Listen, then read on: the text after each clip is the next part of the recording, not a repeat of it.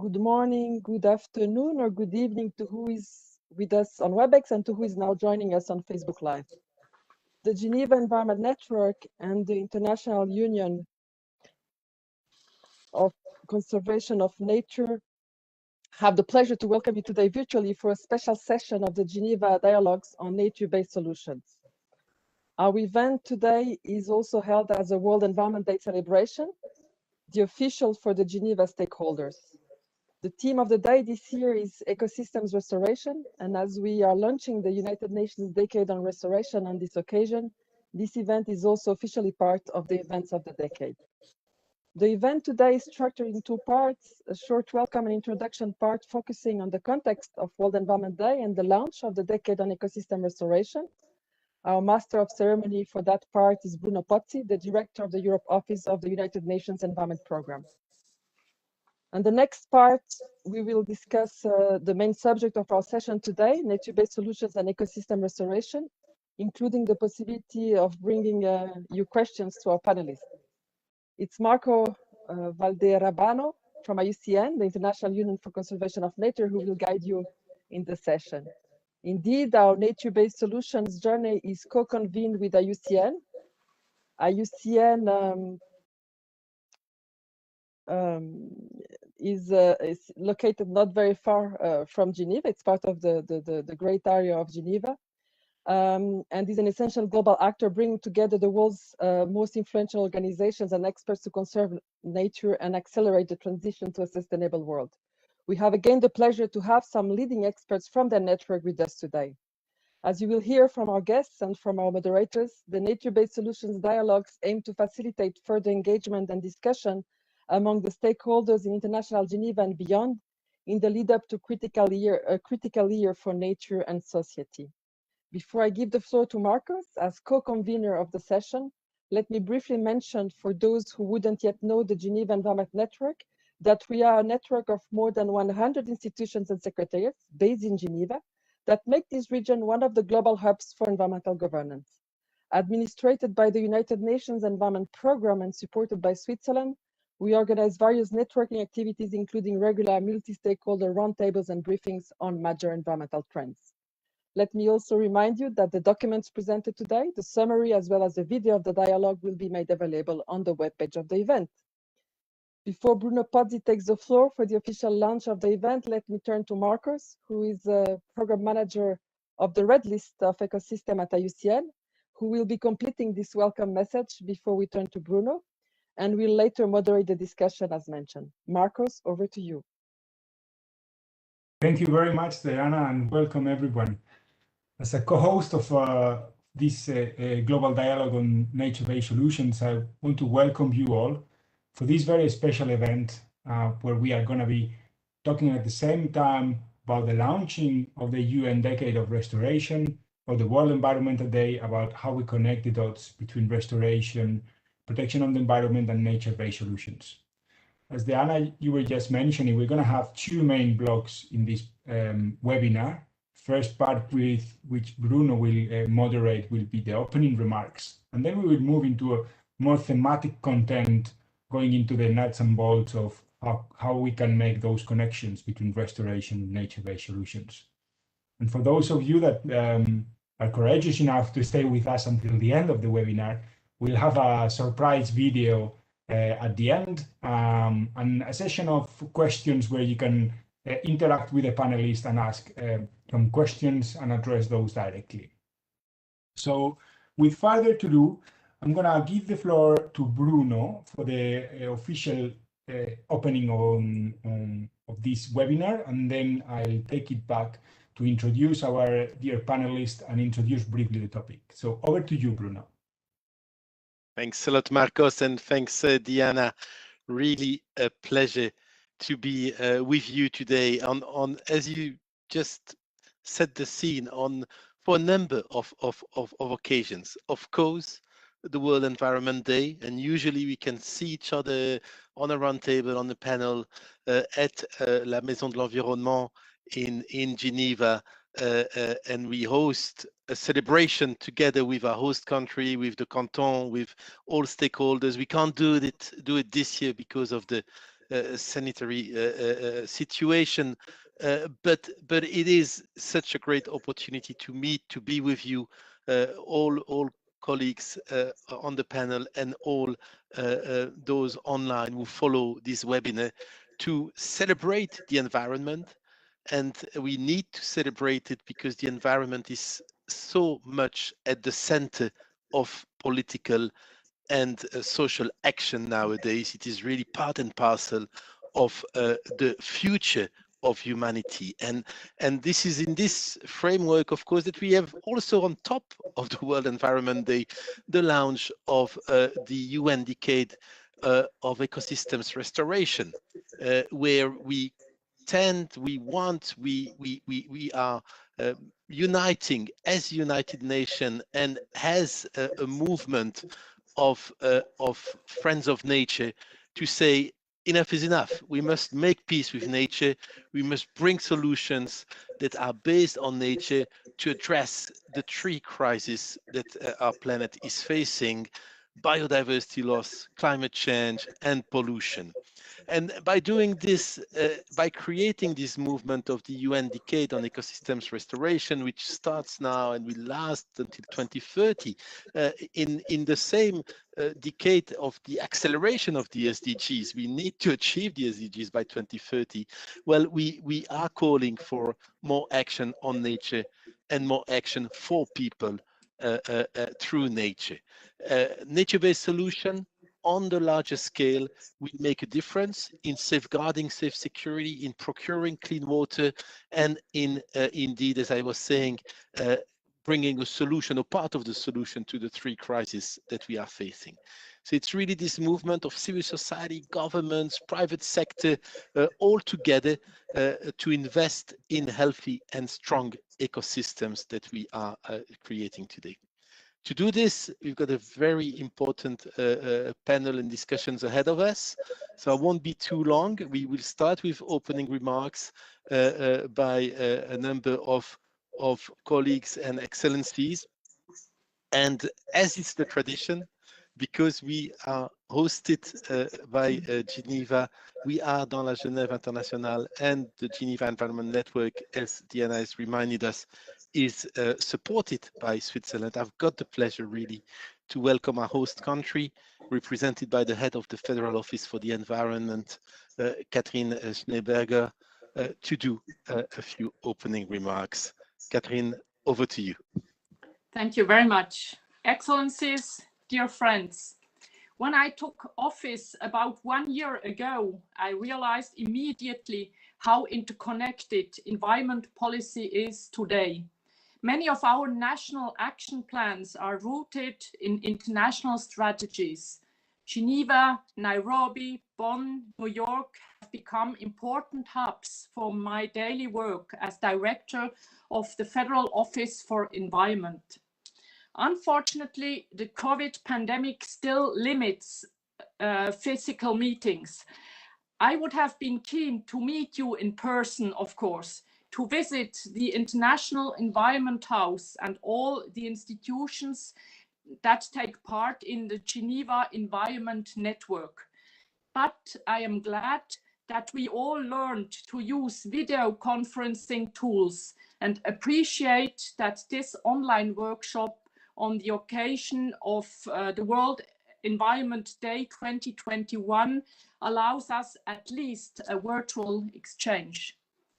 Ecosystem restoration is this year's theme, putting the UN Decade on Ecosystem Restoration into the spotlight. We are all aware that this topic is of utmost importance. Our livelihood depends on healthy food, clean water, and unspoiled soils. If we want to protect our lives, we have to protect nature with its different ecosystems, habitats, and species.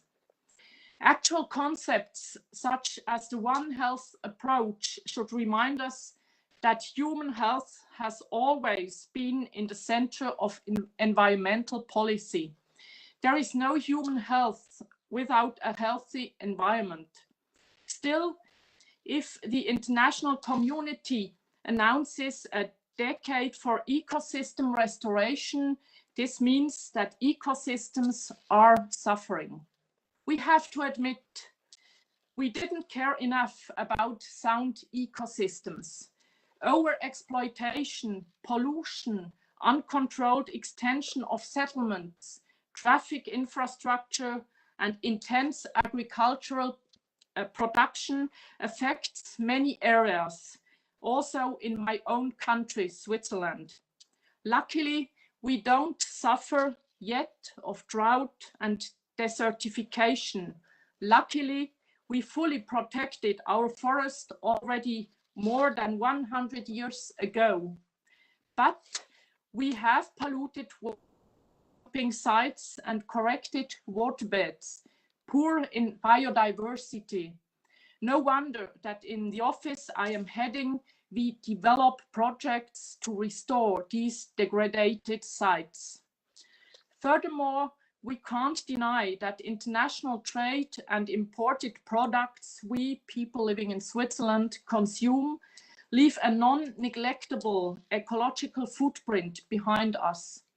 This negative impact on nature, on ecosystems, on habitats, on soil often occurs abroad, often in developing countries.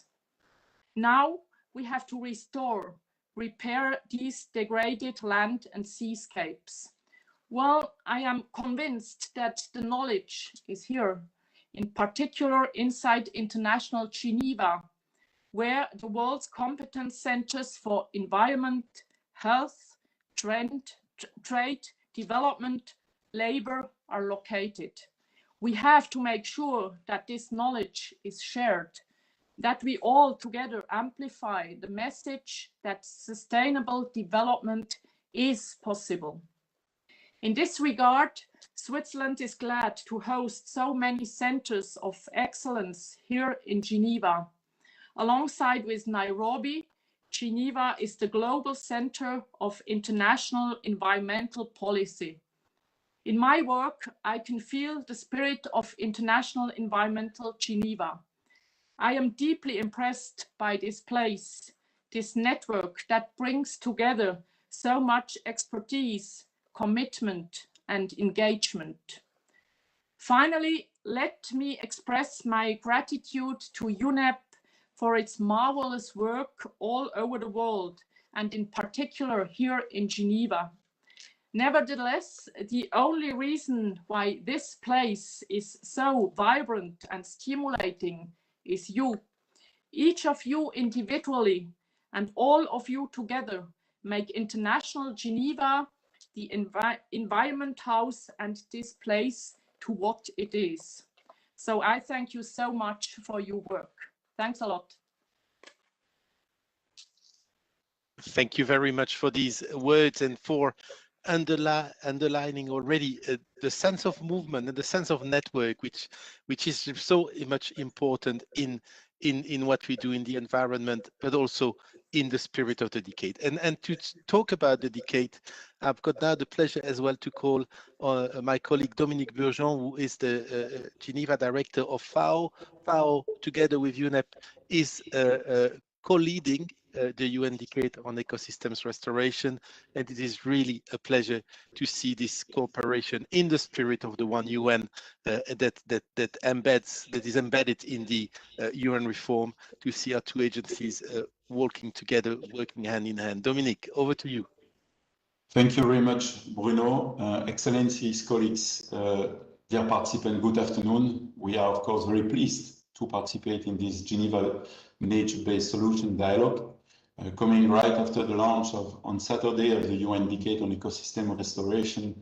It is clear to us that this event and future ones can definitely contribute to amplify the call for protection and restoration of the planet's ecosystems. As you were saying, Bruno, FAO and UNEP have a long history of partnership and will be joining forces to ensure that the vision of the UN Decade on Ecosystem Restoration is fully realized. Ecosystems are, as was said, at the center of life. They provide us with priceless benefits, from stable climate and breathable air to supply of water, food, while of course playing a role in protecting from disasters and diseases. Yet, as we all know, ecosystems face massive threats. Forests are being cleared. 10 million hectares of forest are lost every year. Rivers and lakes are polluted. Wetlands and peatlands are drained. Coasts and oceans are degraded and overfished. Just to mention a few examples. Conservation of healthy ecosystems is essential but not sufficient. We need to go beyond and restore all ecosystems that can be restored. At the high-level virtual launch of the decade last Friday, FAO Director General Dr. Chu Dongyu highlighted that increasing pressure on the world's natural resources is affecting the well-being of 40% of the global population. He called for a change of mindset, as business as usual is not an option. The Director General also said that we need more efficient, inclusive, resilient, and sustainable agri-food systems to help restore ecosystems and safeguard sustainable food production, leaving no one behind. The UN Decade on Ecosystem Restoration is definitely an opportunity to reset our relationship with nature. Knowledge exists and promising initiatives are undertaken in many different contexts, but more is needed. Action is needed at scale. For example, to deliver on the existing commitment to restore 1 billion hectares of degraded land. We need to act on our commitment. Rebuilding ecosystems requires action from everyone, from individuals to communities, investors, politicians, and regional and international organizations. We are at the start of the decade. It means that together, FAO and UNEP, we will make sure we provide you with both the best of our expertise, as well as with a platform to exchange experiences and, as we would say, prosperity lives. Today's event brings an excellent contribution to that effort, and I would like to invite you also to join us for the next event, the FAO and UNEP Geneva webinar event that we'll be hosting tomorrow to celebrate the launch of the decade, and which will take place also on the occasion of the World Ocean Day, which will therefore provide us an opportunity to have a special focus on these marine ecosystems, which are, as you know, under tremendous pressure. So with that, Bruno, I would like to thank you, and I would like to reaffirm FAO commitment to work really hand in hand with UNEP and with the other willing partners to make this decade a success. Thank you. Thanks a lot, Dominique, for these words. And as you mentioned, it is a movement that is created by citizens as well, and the United Nations will lead, we will co-lead, we will be also together with IUCN, which is so central in all nature-based solution, and work hand in hand all around the world. But to do this, we need also the support of all our partners, and member states are crucial. And I've got now the pleasure to turn to Ambassador Joaquin Mazamartelli of El Salvador. El Salvador has been, from the very beginning, one of the countries that supported the adoption of the resolution of the UN General Assembly that set the decade into motion, that created the decade, and therefore, from very early on, your mission, Ambassador, has been in contact with the Geneva Environment Network and with UNEP in Geneva to see how we could work together. So over to you, Ambassador. Thank you very much. Excellency, dear friend at the Geneva Environment Network, distinguished panelists and participants in the high-level dialogue on nature-based solutions. At the outset, allow me to congratulate the organizer for such a timely occasion for the launch of the United Nations Decade on Ecosystem Restoration, one of the most important initiatives led by El Salvador in the framework of the United Nations General Assembly. We believe that the Geneva National Basis Solution Dialogue are a key platform to facilitate further engagement and discussion among the stakeholders in international Geneva and beyond, in a year that should spark integral response for the challenges faced by nature and society. We commended the effort of the Geneva Environment Network and the International Union for Conservation of Nature, UNCN, for including the topic of ecosystem restoration in their dialogue. Allow me also to show our appreciation for the very relevant interventions of our distinguished colleagues who have presented me, all of which will surely enrich our discussion. As we are all aware, the UN Decade on Ecosystem Restoration, which runs from 2021 until 2030, in the opportunity to strengthen action for nature and people by employing nature-based solutions on the largest scale yet to safeguard food security and clean water and halt biodiversity loss and the impact of the climate change. El Salvador has a deep commitment to ecosystem restoration, which is aimed and supported the recovery of degraded, demanded and destroying ecosystem in order to recover ecological functionality and the provision of goods and service the people value. Therefore, El Salvador presented the initiative to declare the International Decade of Ecosystem Restoration 2021-2030 during the high-level meeting of the Bond Challenge held in Brazil in March 2018 to the group of Latin American and the Caribbean states, GRULA, which was also endorsed by the Central American Integration System, SICA.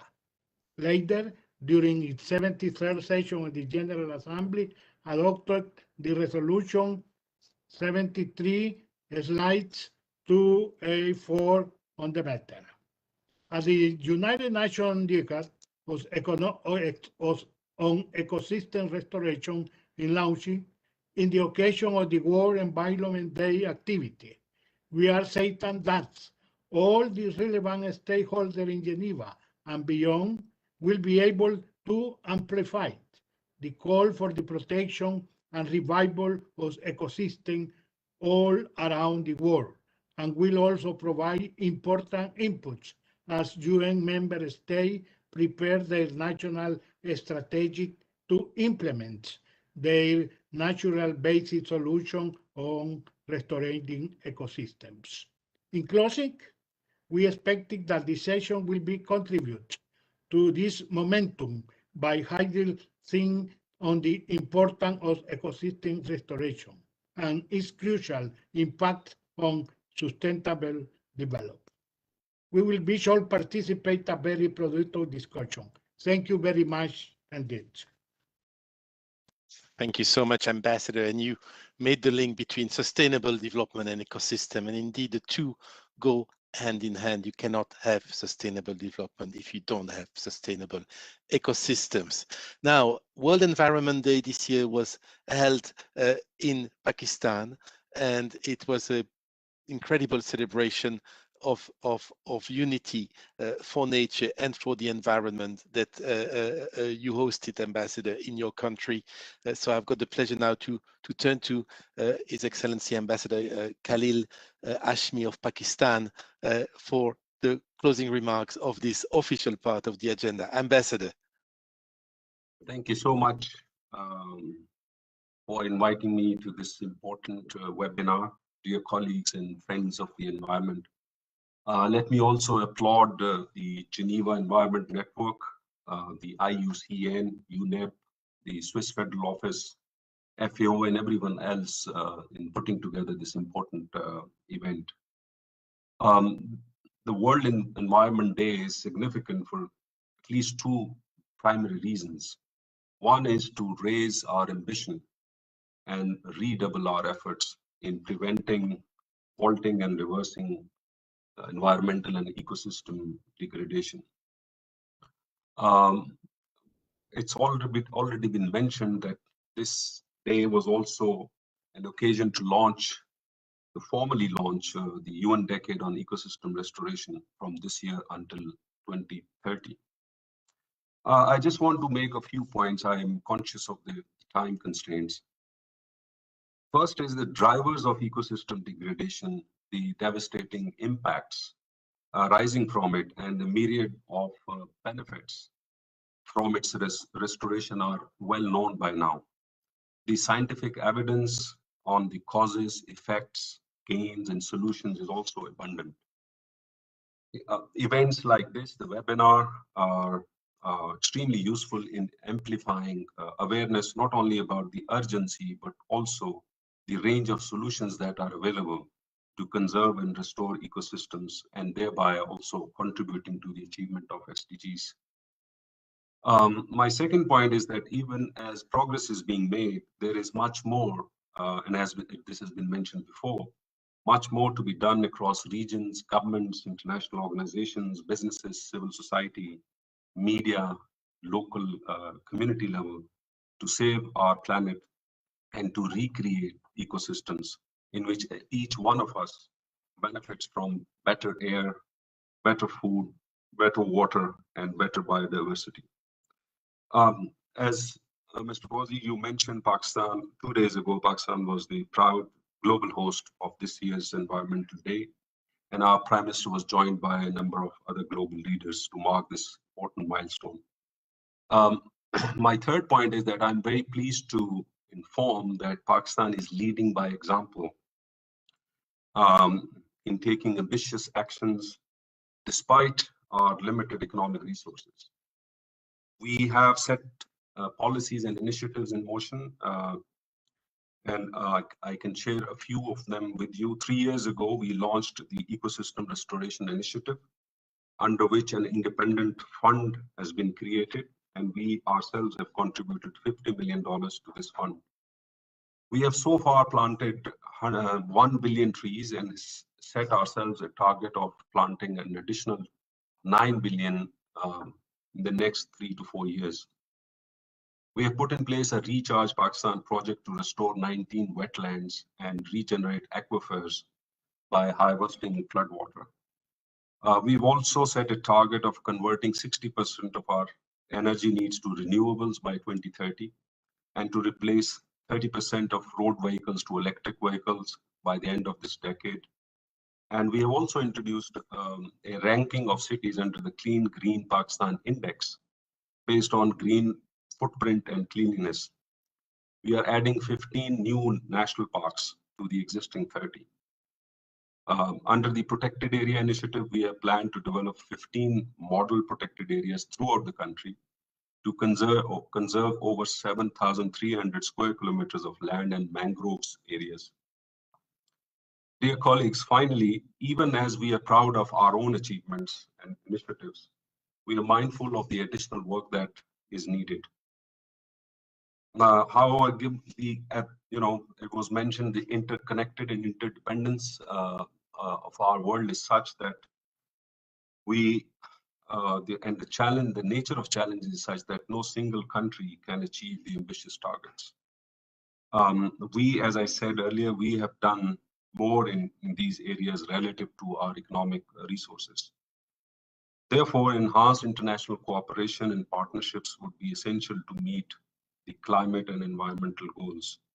For this, scaled up climate finance, technology sharing partnerships, capacity building are crucial. I'm confident that the participants who follow this panel discussion would look into these areas in greater detail, and I wish them every good wish. Thank you very much. Thank you so much, Ambassador, and thanks to Pakistan once again for hosting the World Environment Day 2021 and helping launching this decade. You mentioned partnership, you mentioned solutions, and I think that's what we're going to discuss now, how we can also use the partnership, the existing dynamic that we've got in Geneva and elsewhere on nature-based solution for restoration, and how solution can help the decade to move forward. So Marcos, with this strong political commitment that has been expressed in this opening session, I give the floor to you to lead us on the more technical, if I may say, discussion, but substantial discussion on what it means to bring together ecosystems restoration and nature-based solution. Over to you. Thank you very much, Bruno, and thank you very much to you all for these inspiring opening remarks. I'm glad to see that there is this alignment in the way of thinking and in the way of imagining the future, especially in a context where many of the UN member states are also IUCN state members. So as our families get closer and we start imagining a sustainable future, it's important that we align our visions in order to converge to there. But the session now, it's less going to be focused in the imagination, but more in the how do we make this possible. Let me just make a couple of very quick remarks before giving the floor to our panelists. So IUCN, as a co-host of this UN, as this Geneva Nature-Based Solutions Dialogue, it's also very heavily involved from one side in the nature-based solutions with the creation of the standards, bringing the community around to make this possible, giving the content and the scientific background for the nature-based solutions to be possible. And at the same time, it's a global partner for the UN Decade on Restoration, trying to bring also mobilizing the big community of scientists and members of IUCN around the UN Decade on Restoration.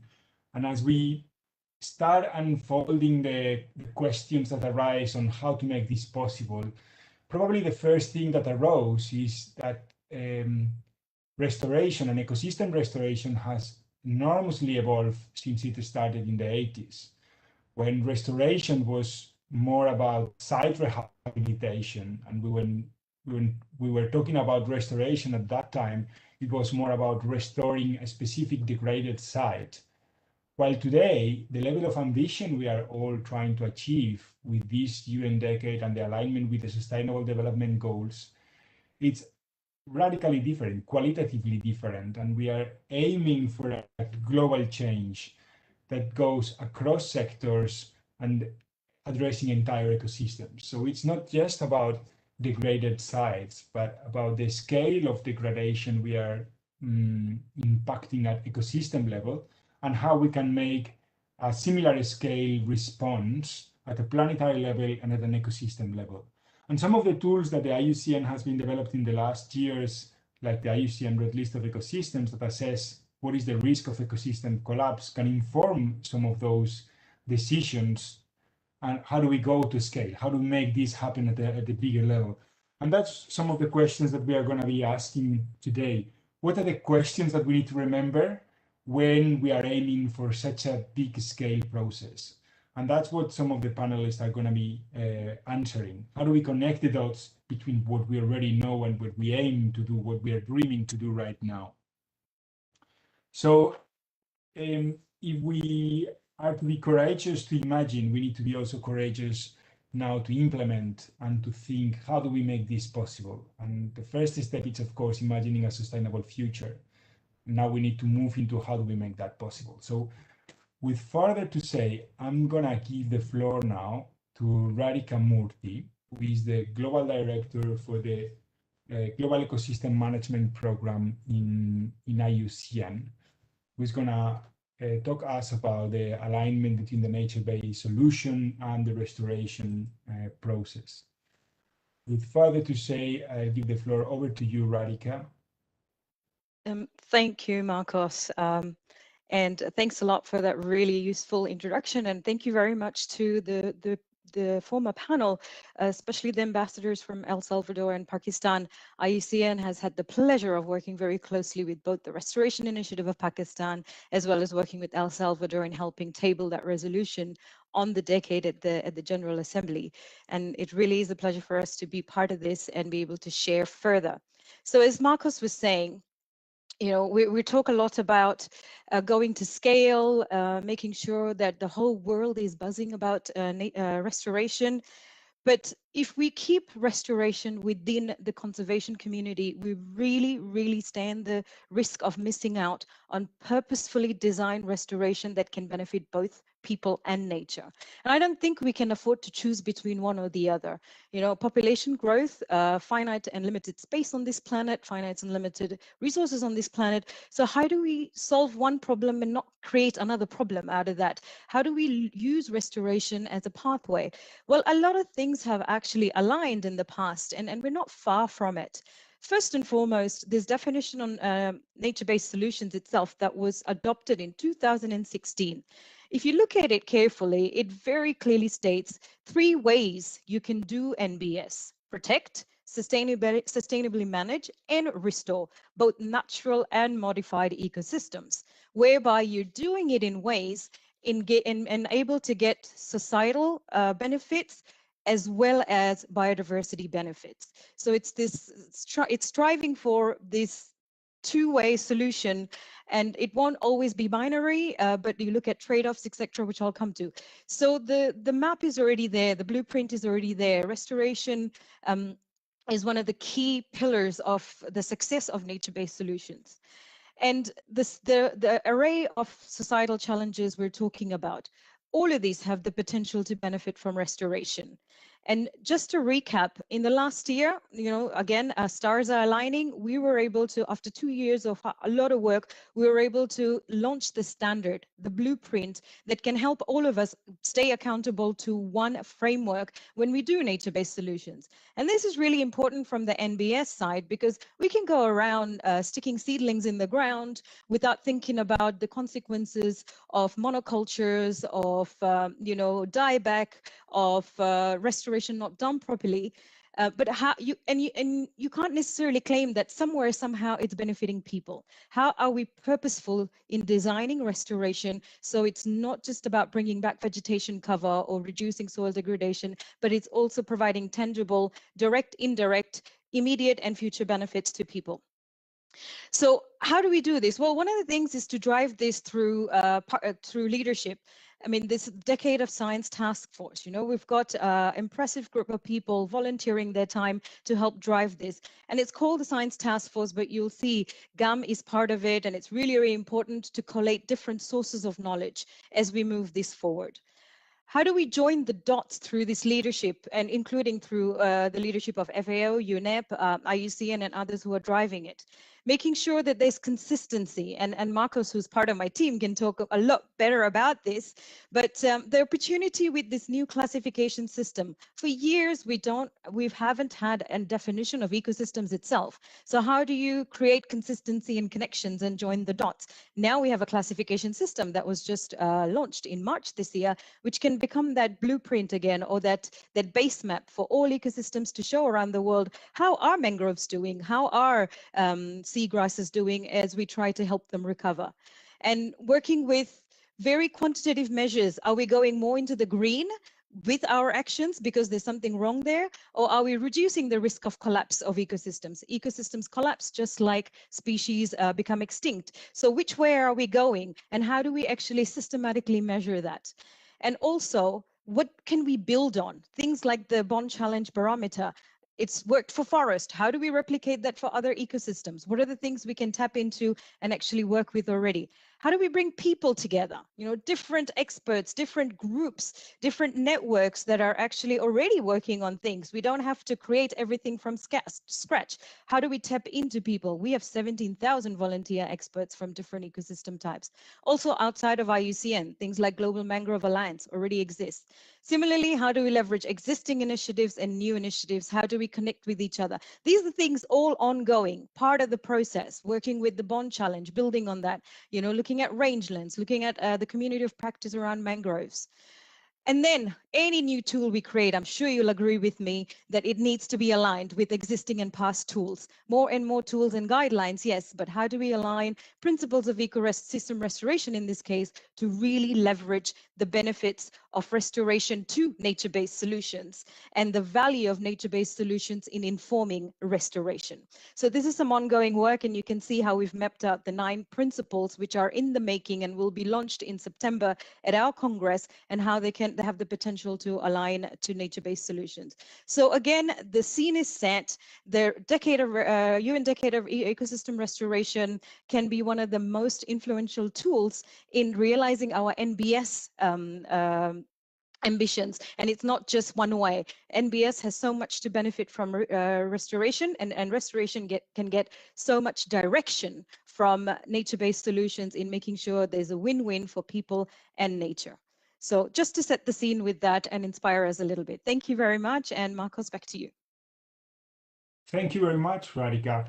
Thanks for such an inspiring sort of options that we need to explore. And thank you very much also to set one of the main challenges, which are the trade-offs that often happen between restoration and development, because that provides a very nice framework for our next speaker, who is Musonda Mumba, the director of the Rome Center for Sustainable Development at UNDP, who can maybe explore further on how do we make the restoration, bring nature into the development and conservation at a scale.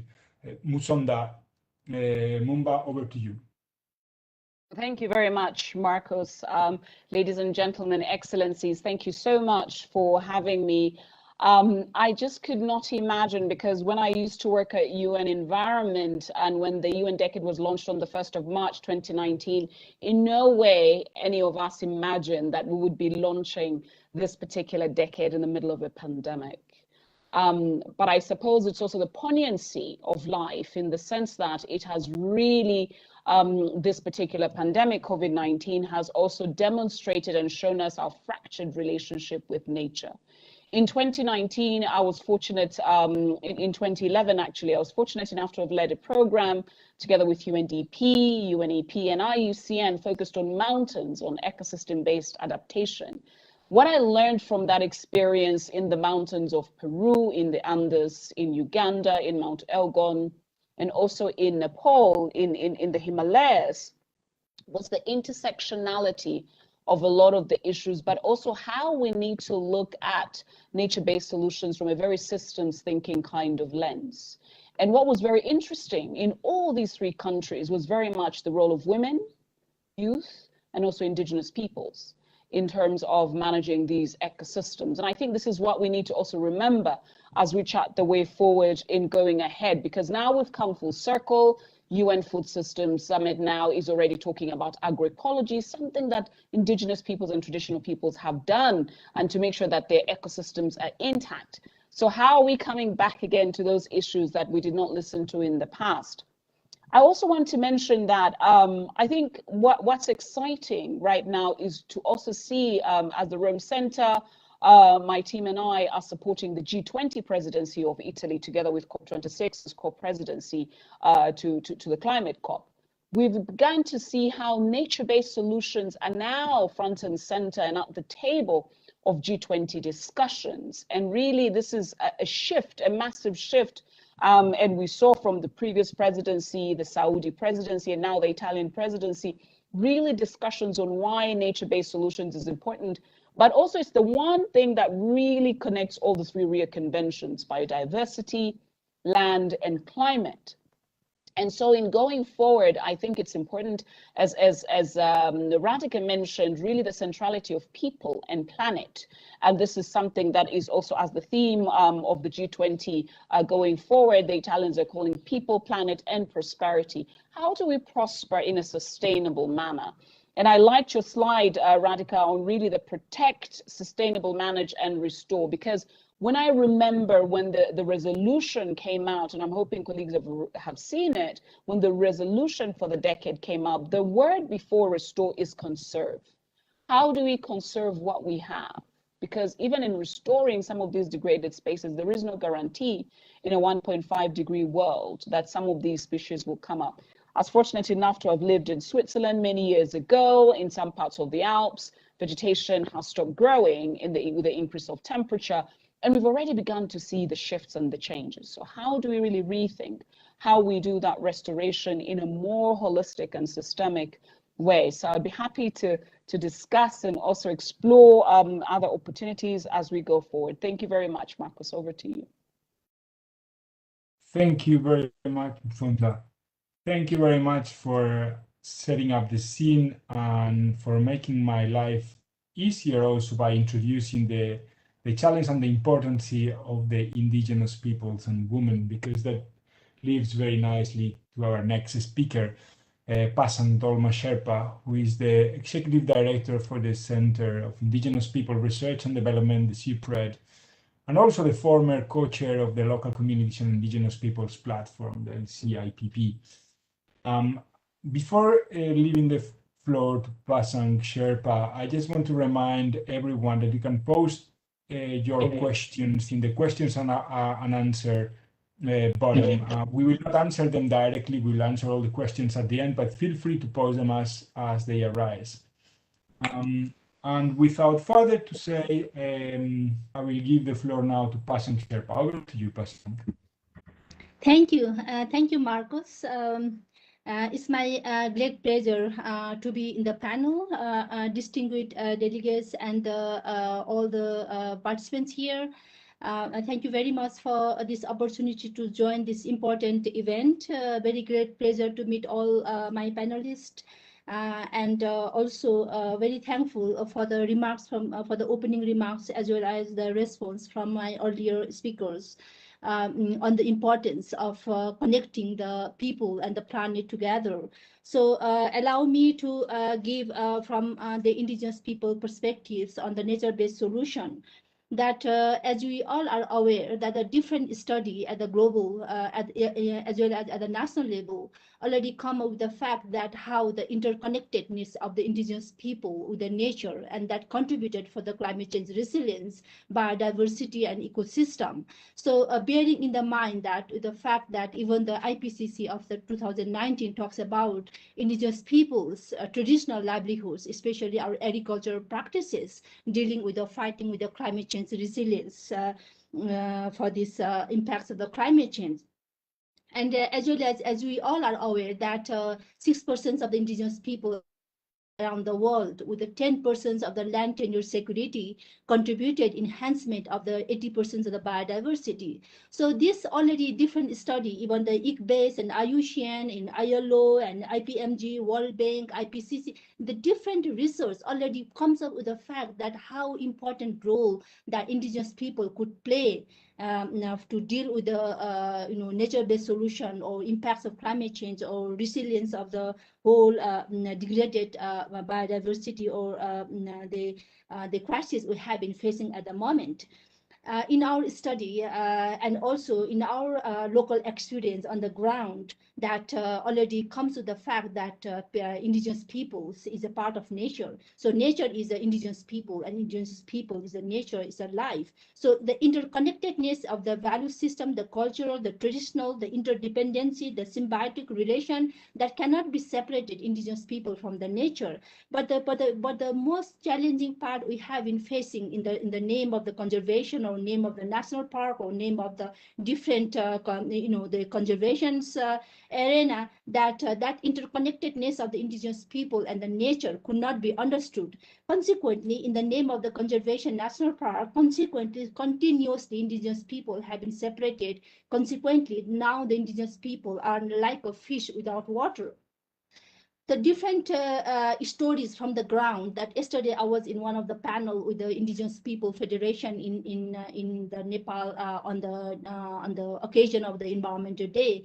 That cries of the Bote community indigenous people in Chitor National Park that could not be even tolerated. How she's been or her community is struggling just for continuation of the traditional livelihoods, the governance system, and then how she desperate that her cries will not be further disappear in the air.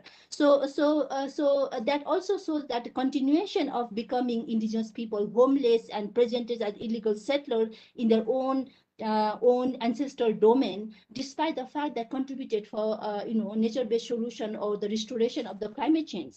So, the good part is that indigenous people customary governance system institution that really contributed for nature-based solution and deal with the impacts of climate change, restoration of whole this present crisis. But and then bearing in mind and with the study of the different study already come up with the fact that at least the UNFCCC and even the CBD, even IUCN, they come up with the importance of discourse on the NBS and also dealing with the issues of indigenous people. For the first time in the UNFCCC in the history of 25 years of the struggle of indigenous people, only in 2015 in the COP21 talks about like establishment of the local community indigenous people platform that talks about like how indigenous people knowledge can be balanced with the science knowledge, or how indigenous people contribution of our practices contribute for climate change resilience. So this initiative is praiseworthy, no doubt. IUCN's coming up with Radhika's presentation also really covered that how indigenous, the IUCN's different criteria in the global standard of NBS, especially the criteria 1, 5, 8 to directly deal with the indigenous people. And then that is a positive aspects of nature-based solution dealing with the also indigenous people issues and concerns. And then also in many countries like in Nepal also the different policies, especially climate change or forestry or biodiversity, they are integrating and mainstreaming nature-based solution in different policy and program, which is also a good part. And then the CBD also talks about like expansion of 30%, and also and there is a big threat how it will be dealt with. Like the ambassador from the Pakistan also talks about like expansion of the national park, which is good, but how we deal with whether we will continue the business as usual model of separating indigenous people in the name of the conservation, or we come up with the fact of the guaranteed for the ensuring the rights of indigenous peoples and based on the right-based approach of conservation that also reflected by RRA in the study. So this is a very major issue, that interconnectedness of indigenous people from the nature to be dealt with and be understood very well, so that indigenous people could contribute for further continued, and that has been already contributed for generation and will be continued further from a future generation. And then, as I already said, that the different study in the national policy framework and biodiversity action plans, including NAPs and NDCs, and then they are working on more on streaming on nature-based solution. But the problem here is most of the study, including IPCC and including UNFCCC and UNESCO or IPCC or MCA, where I'm also partly affiliated, that more are trying to braiding the indigenous knowledge and science, but the problem is there most of the research is more depending on the secondary data. So when this kind of very important study are depending on the secondary data, the big challenges faced by indigenous peoples is like how they are dealing with the struggling on the ground will hardly be reflected. So the braiding of indigenous knowledge and science is very important to show the world that how indigenous people's knowledge or value system is interconnectedness, but the challenges remaining there because of the absence of the disaggregated data to show how indigenous people customary governance system knowledge values have contributed for the sustaining the natural resources ecosystem and climate change resilience. And another challenge is that the implementation, how it's been implemented, how sensitive we are, how sensitized our government policy, our government bodies or different bodies inside and outside the UNCCC and the decision makers regarding the role and contribution of indigenous people, the women and the local communities and the forest dependent different deprived communities. So this sensitization and coming up with the fact of the dealing with the disaggregated data is very, very important to deal with the nature-based solution. And if we really want to change the paradigm shift, that the business as usual model will be changed with the respect of the human rights of indigenous people and creating the right-based conservation model. With this one, thank you. Thank you.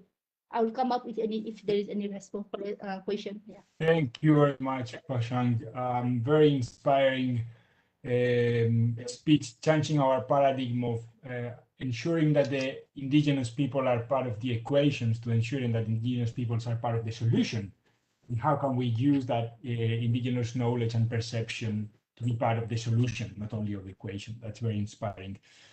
Now we're going to move to the next speaker to be sure that we bring into the table also some examples and actions on the ground And we wanted to be sure also that the UN Decade of Restoration is not only about restoring forest or restoring land, but it's also about restoring freshwater, restoring marine ecosystems. So it's my great pleasure now to pass it over to Nirmal Shah, who is the Chief Executive Officer for Nature Seychelles, to illustrate some of the concrete examples. Over to you, Nirmal. Thank you, Marcos. Excellencies, colleagues, friends, thank you for this great opportunity and thank you for attending this important meeting. My name is Nirmal Shah. I'm a Seychelles biologist and sustainable development practitioner. I've been implementing nature-based solutions and ecosystem restoration projects in various disciplines for 40 years. This includes fisheries, agriculture, ecotourism, coastal zone management, and protected areas. I run Nature Seychelles, and today I've chosen two real world or real life case studies to present to you. And we'll start with the first one, which is coral reef restoration. This is one of our flagship species. We've been running it for 11 years now. And the idea was to move from our very successful restoration work on islands. We restored entire islands of forests and wetlands for the purpose of saving critically endangered birds on the IUCN Red List. After 15 years of successfully downlisting these birds because we had implemented these ecosystem restoration as well as nature-based solutions for the island owners such as hotels and tourism services, we've moved to the marine area. So as you know, coral reefs have been suffering from bleaching caused by massive climate change. And Seychelles was, we had big problems in the Seychelles starting from 1998. A large plume of hot water came into the Western Indian Ocean, and we had up to 95% coral mortality in the Seychelles. Today, because of lack of time, I won't talk about the importance of coral reefs. I think most of you know the importance of coral reefs, especially to tropical islands and tropical coasts. But our project aim was to use, for the first time actually, large-scale coral reef restoration to enhance natural recovery and ecosystem services. We were not trying to turn back the clock and bring back ecosystems and habitats that had disappeared, but we were trying to set up novel ecosystems to actually provide the same ecosystem services. So we chose the Kuza Island Special Reserve, which we manage. It's a 50-year-old terrestrial and marine protected area. And here you can see on the small map, our novel reef, our transplanted reef or designer reef. We had two control areas as well, a degraded control area and a healthy control area. So what happened over the last 10 years, we leveraged $1.3 million from USAID, the GEF and others. We farmed 34 species of corals underwater in underwater nurseries. Almost 44,000 corals were farmed. We restored this incredible area of 5,400 square meters of degraded reef. That's the size of a football field. We discovered supercorals, which were resilient to bleaching. We grew them and we planted them. The fish populations increased by 300%. One of the interesting things and useful things that we did, we published a coral reef restoration toolkit some years ago, and it's online free. We trained 62 practitioners from 22 countries, through actually 3 international training programs. We established a Center for Ocean Restoration Awareness and Learning as an international center for marine restoration and conservation. Published 5 papers on this coral reef restoration. 3 are currently in prep. And we've been featured on many, many news channels and in newspapers and in blogs. This includes CNN, BBC, Sky News, Reuters, etc. So what are the next steps? We are now part of a very large regional project of about $10 million. In our component, we want to improve reef restoration with new science. There's a lot. Since we started 10 years ago, we were the first to actually implement this large-scale project. Now there's a lot more people, a lot more scientists, a lot more knowledge. So we want to gather that, bring people on board. We want to set up actually land-based coral mariculture to increase the number of corals that we are producing. We want to increase ocean nurseries. We'll produce thousands and thousands of heat-resilient corals. Research and augment knowledge. We want to train a lot of local people, including local communities. And you may know that there are quite a lot of coastal protection projects going on around the world. In Seychelles, we have a few where we want to create hybrid structures, which include man-made structures planted with corals. So the next project builds on all our work on land and on sea, where we are going to set up the first locally managed marine area in the Seychelles. It's called LEAP, Locally Empowered Area Protection. This is a project we're implementing with IUCN. And this will take all the work that we've done in conservation, in ecotourism, marine restoration, and so forth, into the community.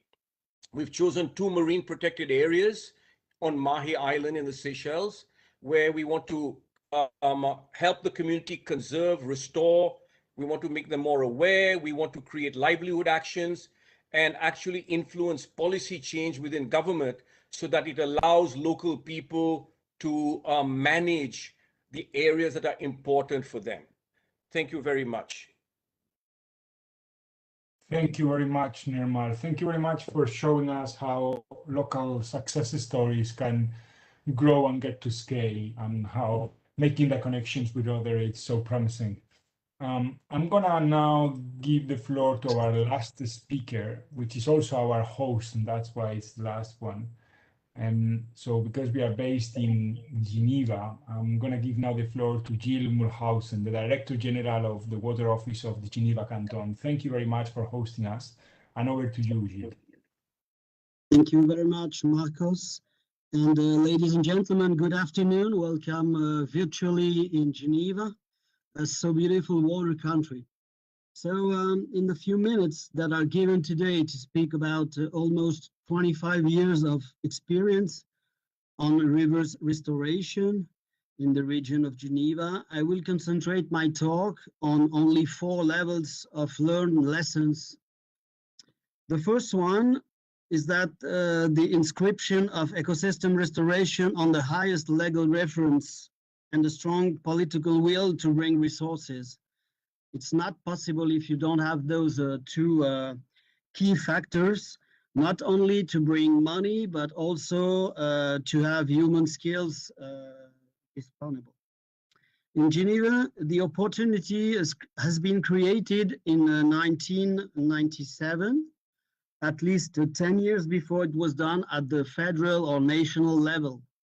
So you can see that sometimes the action on the local level can go faster than at the highest one. 2 members of the state government, particularly touched by some environmental voices who claimed about the real bad states of the rivers at this period, succeed in writing the restorations in the cantonal water law. It's if you want to go there, it's Article 43, which permitted to use hydroelectrical and pumping fees or taxes for river restoration in the perspective of sustainable development. A special fund has been created at that time and is supplied with about 10 million of Swiss francs each year. So in 25 years, I leave you to make the addition. The second level is the width of goals pursued not only on ecological and economical scales, but also on the social one. The legal text says that the functions of the river have to be restored. It's quite simple. But the team in charge of this program had the intelligence to understand it in its wider signification, so that in addition with water risk management against flooding or low water, drought, and so on, and with biodiversity and ecosystems recovering, social benefits for the population were developed since the beginning of the first project. Trails, information panels, fishing or bathing points, for example, were created, and help the projects to be adopted by the people. This is particularly the case concerning the lake. In fact, for the lake, we systematically take advantage of infrastructure building to implement the bank restoration. The third level is the important role of civil society and the mode of partnership to develop with associations, citizens group, or other kind of actors. Listening to and involving them to bring ideas into the reality of the project are the two key factors to obtain the possibility to build something in the territory. Nature-based solutions are not so evident to understand, especially for urban populations, as for farmers, for example. We have had some special tools to share those discussions. We call them charte in French or charter perhaps in English. The fourth level is the obligation to find solutions considering the integrated management of the water resources in a transboundary dimension. Geneva is quite systematically the lowest point for all the rivers of the basin and have to involve French collectivities so that quality and quantity of water can be improved and guaranteed downstream. I hope we can bring to publication an illustration of all the tools we had to create with French collectivities during this summer. All those tools have been created and experimented between the end of the 90s and the beginning of the 21st century. Brought together, they have permitted to restore 40 kilometers. It's about 10% of the 380 kilometers of the Geneva's rivers. The results are not only on the material and measurable length of restored banks, but also on the population consciousness. It has actually produced a strong debate on the place of water in our human lives between agriculture and nature, and also the place of aquatic ecosystems in a urban context. I thank you for your engagement at the international level, for your attention and stay for questions. I would be also glad to show you the results on the ground as the photos or the pictures is showing you now. So Marcos, I give you the floor. Thank you very much, Gilles, and I hope one day we'll have the opportunity to go together to visit those restoration initiatives. It will be a great pleasure to see that on the ground. Now we are gonna take a short break with a video. While you can use that time to pose your questions in the questions and answer bottom, while we see this inspiring video, and then we come back for the questions and answers. I'm gonna give it over to you, Diana, for the video. Thank you very much for all the panelists. It's been extremely inspiring. Thank you very much. You asked me why it's important that we restore. And the reason is simple. The world is now full. There is no excess space. We have to have every bit of ecological capacity that exists on the planet to get into a future stable state. The more we lose, the more difficult that is, and so we actually have to claw back some of that we have lost. We have to restore to get back to an ability to exist on the planet. You can't manage this world species by species. It can't be done. People have tried, but you end up with these, irreconcilable trade-offs. Who says that an elephant's more important than the grass that it eats, for instance? Whereas if you stand back and say, no, they both actually interact within an ecosystem, and it's the ecosystem that we have to protect, that you make progress. But over the years of my life, I've seen that the global ecosystem contains people, and people are the big drivers in it. And so you have to treat this as a coupled social ecological system, and that's really where the big sort of interdisciplinary and transdisciplinary breakthroughs are taking place. Systems ecology can contribute to the restoration process in a variety of ways. You can't restore if all that's going to happen is to slide back to the previous state. And so systems ecology often focuses us on what the drivers of the problem are rather than the symptoms of the problem. And we have to solve those underlying drivers if we want our intervention to be persistent over time. If I were to critique my own field of biodiversity conservation, I would say we've been talking to ourselves for far too long. And therefore, we've ghettoized the problem. It's a problem which occurs in, national parks or somewhere far away, and it's dealt by those people. But in fact, if we are to win the battle to make the world a sustainable place, the main place we have to work is in the lived landscape where ordinary people exist. And that means that it's everyone's responsibility, and everyone has a role in ensuring that we have a sustainable future.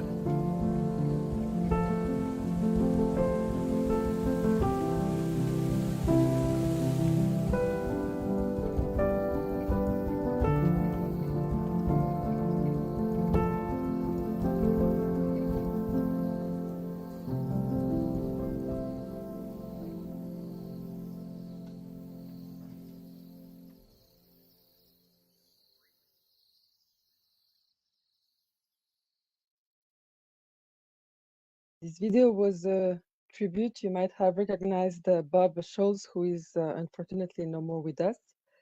And now my colleague is going to, Alice is going to share with you a second video from a UNEP champion that we received a couple of seconds ago and that we are going to discover with you. Good afternoon. My name is Roberta Annan and I'm dialing in from Accra, Ghana. I'm the United Nations Environment Program Creative Economy Supporter. I'm very excited to be allowed to share my perspective on this topic. A statistic that came to me when I was doing my research on land degradation is that by 2050, 95% of land will be degraded. We all know that land degradation is the leading cause of the plant cycle, nutrient cycle of plants. And so this is a challenging thing that needs to be addressed immediately. There are 4 things that I'd like to highlight today. Number 1 is that healthy soils sustain lives. So it's important for us to revive soil to be able to revive the plant's life cycle. Number 2 is that our relationship with nature is also failing. I'm sure you're all aware of this syndrome that is called the shifting baseline syndrome. That means that human beings are becoming less concerned about the environment, and this is a challenge that we also need to address. And number 3 is a topic that is quite dear to me. It's about culture and heritage. Our indigenous cultures and knowledge are closely linked to our environment. So as that is degrading and being eroded, our culture is also being eroded. And we all want to protect our culture and our heritage and pass it on from generation to generation. So it's important to understand the link between culture and the environment. And lastly, human health is linked to the environment. And as we're all living through these challenging times with COVID-19 pandemic, we should understand that our environment is closely linked to health. And if we want to be able to revert to some form of normalcy during this pandemic, then we also need to address how we view the environment, how we protect it, so that we can stop spreading diseases and viruses like COVID-19, and also protect and minimize and mitigate the risk that are associated with these diseases. So thank you so much for allowing me to share my views, and I wish you a successful summit. Thank you. And as you heard, this was Roberta Annan, a UN environment supporter on creative economy. And with that, over to you, Marcos. Thank you very much. And we are starting to receive some very interesting questions now that I'm going to pass on to our dear panelists. The first one of the topics that it's clearly been raised today in the conversation is the role of indigenous communities and what roles we should provide to them. And one of the questions from the audience is, how can we ensure that indigenous and local communities are front and center in restoration strategies, but also in plans global to local level. That's maybe a question that I may ask Pasang to try to answer, and eventually it can be complemented if you want by Musonda. Pasang, do you have any suggestions in how to answer that specific question? Sure. Yeah, sure, Marcos. Shall we wait more if there is more question, or should I just respond? There is also a second question that it's very related to this one, if you want to answer both. The second one is, how could we promote the recognition and the contribution of indigenous communities to the conservation of ecosystems and climate change at a political level? But the first question is more, how can we ensure that we bring indigenous and local communities more at the center on the strategies and the planning? Yeah, thank you. Thank you for the questions. That's a very, very important question. And that is also one of the main concerns of indigenous peoples. How could we ensure indigenous peoples to be the part of the main discourse of the climate change or discourse of the natural resources governance system? So, as I also presented in my earlier presentation, that one of the most important part is awareness and capacity building. The capacity building of indigenous people is very, very important, especially understanding their role and contribution, and as well as the different international human rights and treaties, how it has been protecting their governance system, their knowledge system, cultural practices. So that knowledge system, enhancement of the knowledge system and the awareness of their role and contribution for continuation for indigenous people is very important for their meaningful and effective participation in the climate change or natural resources discourse. Because the problem here, what happened, like, we have indigenous people in the climate change discourse, or we have indigenous people in our meeting, but the effective participation is hardly been there because of the level of the awareness and the capacity. So for that one, the attention of the global bodies to empower indigenous people, and on the top of that, the most another important is that our government or our decision makers or our stakeholders or parties or different decision makers need to understand that how important it is to bring up the voice of indigenous people whose voice has not been heard for centuries, but the realizing the fact, the role and contribution of indigenous people very important. So bringing them, giving that space for the discourse. So this is the two-way of first encouraging indigenous people, but at the same time realizing the importance of indigenous people's engagements. So this will help for effective strategy. Yeah. Excellent. Thank you very much, Pasang. Very inspiring. I don't know if you want to complement Musonda. Sure, I could compliment very briefly. I just want to add, and thank you so much, Pasang, for that. I also want to add just very quickly that I think it's important to also recognize that there's been a lot of challenges with a lot of environmental defenders. And as such, I think it's important to recognize the necessity of really policy on the ground and in countries to protect this 5% population that takes care of 80% of our biodiversity. We're also realizing more and more that, the diseases that are emerging are also as a result of monocultures, the absence of diversity.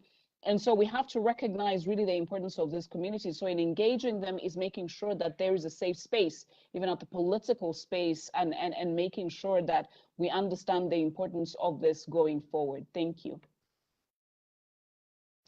Marcos, can I just jump in one thing just to add on the Musonda? Please. Yeah. So I very nice to meet you, Musonda, after after a long gap.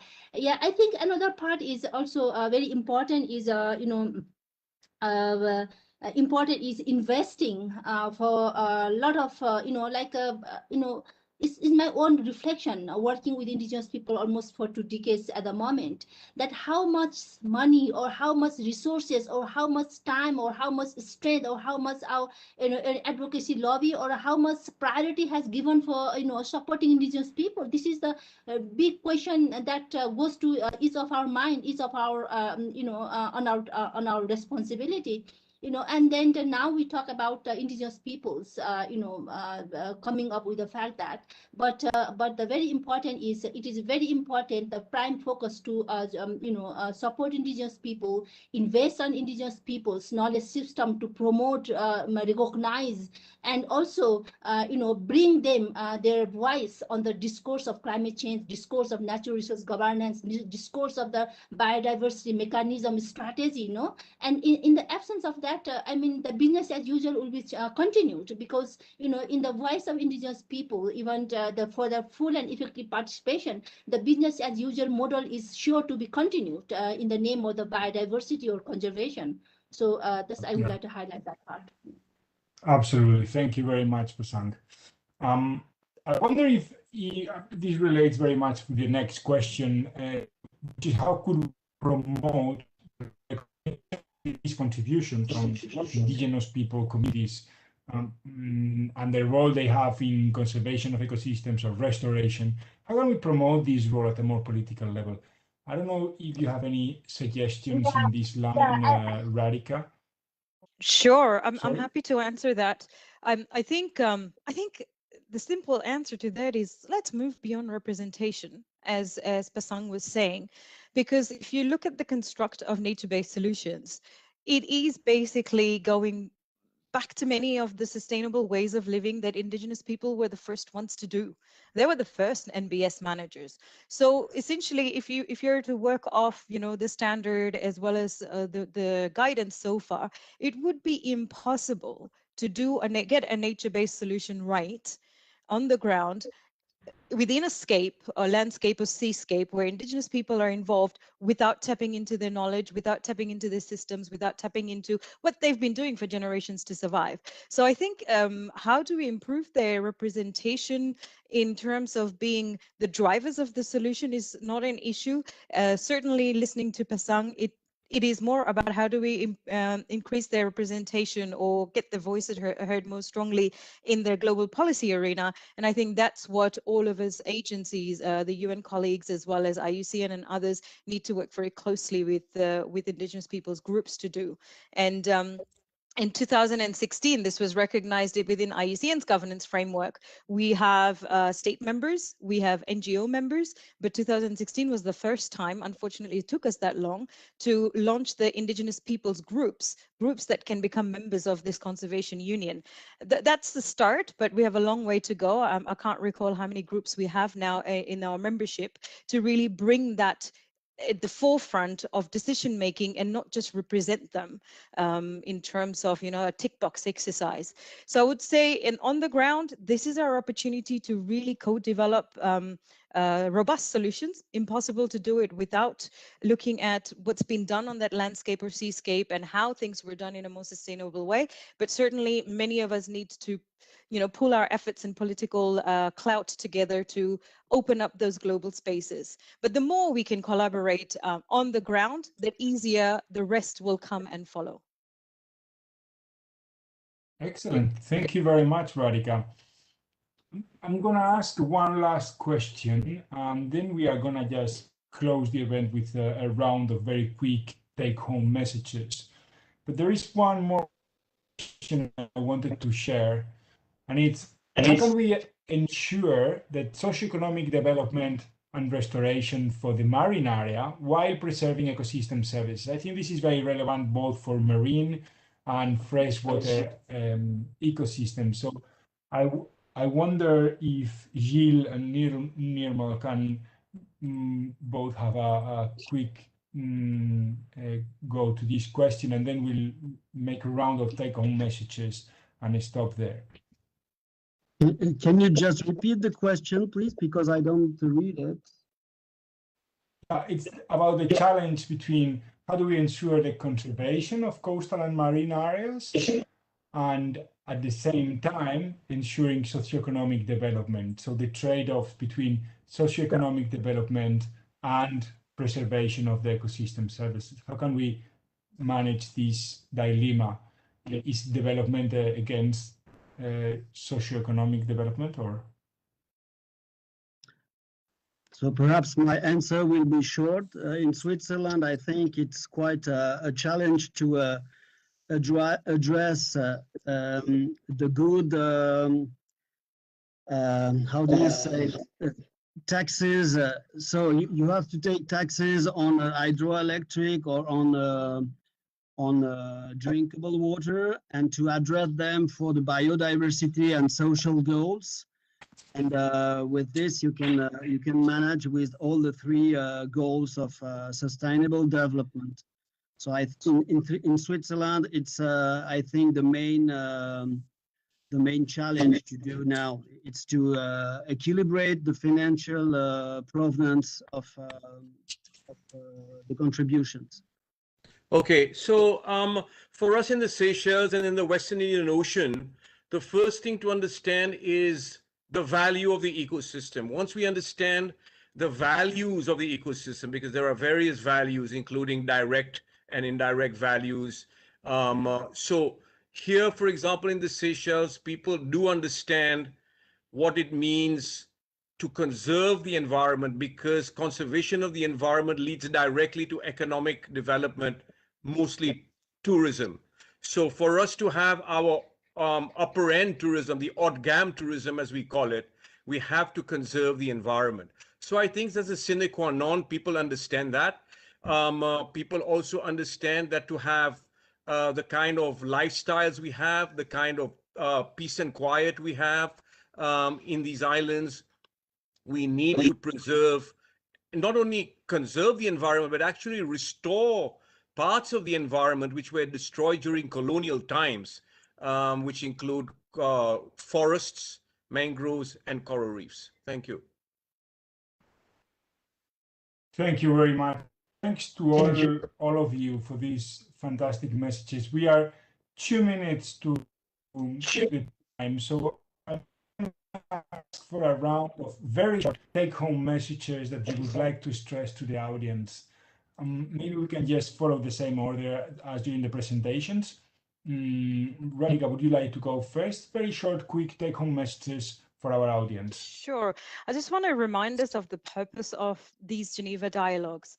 I think restoration will be, you know, this dream, this right thing to do by nature amongst the conservation community, and that is a great thing. We're still committed, but it's not going to realize its full potential unless we engage the development sectors. And one of the reasons for us to start this series of events was to really tap into the community of Geneva, where you are looking at water and sanitation, you're looking at disaster risk reduction, you're looking at human rights, trade, until we make nature-based solutions or restoration a solution to a problem.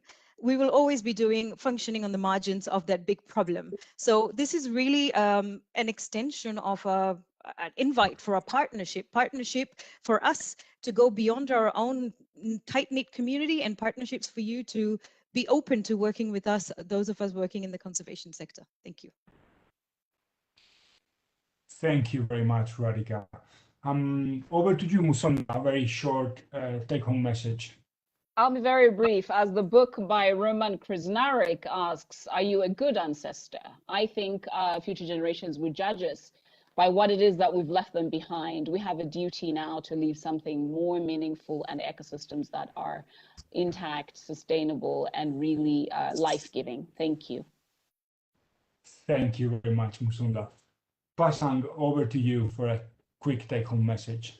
Yeah, thank you, Marcos. As I highlighted in earlier as well, that threat of indigenous people, the continuation of this kind of conservation practices by separating indigenous people from their homeland, from their ancestral domain, that is a really scary part for many indigenous people around the world, that not indigenous peoples will face the similar challenges of continuation of the traditional governance system livelihoods in the name of the expansion of the conservation projected by the post-biodiversity framework. So the main message here I would like to focus on that the legal recognition of our customary governance system that help to protect our knowledge and values and spiritual values that attach to the nature and people to be protected and preserved, and so that and make it as a basis for the nature-based solution, so that our knowledge system, our values and culture will be continued by the future generation. Thank you. Thank you very much, Pasang. Over to you, Nirmal, for a quick take-home message. Thank you. We have proven that ecosystem restoration works.